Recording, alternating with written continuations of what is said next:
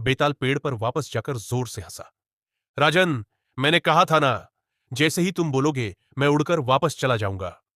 विक्रमादित्य ने गहरी सांस ली, अपने साहस को समेटा और बिना समय गवाए फिर से बेताल को पकड़ने के लिए पेड़ की ओर बढ़े।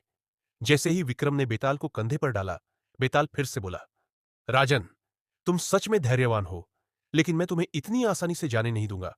सुनो मेरी अगली कहानी। बहुत समय पहले उज्जैनी नगर में एक पराक्रमी राजा शासन करता था। उसकी सुंदर और बुद्धिमान रानी थी, जो उसे अत्यधिक प्रेम करती थी। लेकिन राजा को एक दुविधा थी। राज्य के एक महान तांत्रिक ने भविष्यवाणी की थी कि राजा की मृत्यु किसी अज्ञात शत्रु के हाथों होगी।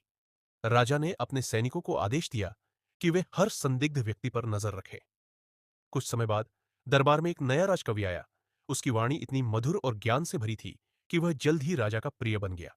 लेकिन रानी को उस कवि पर संदेह था। एक दिन आधी रात को रानी ने देखा कि वह कवि महल की छत पर किसी से गुप्त मंत्रणा कर रहा था।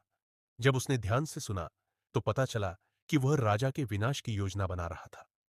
बेताल ने जोर से हंसते हुए पूछा, अब बताओ राजन, राजा को क्या करना चाहिए था?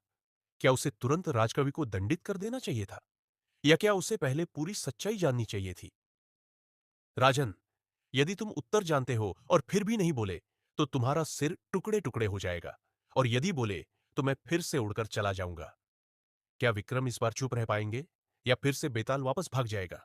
अगली पहेली जानने के लिए देखते रहिए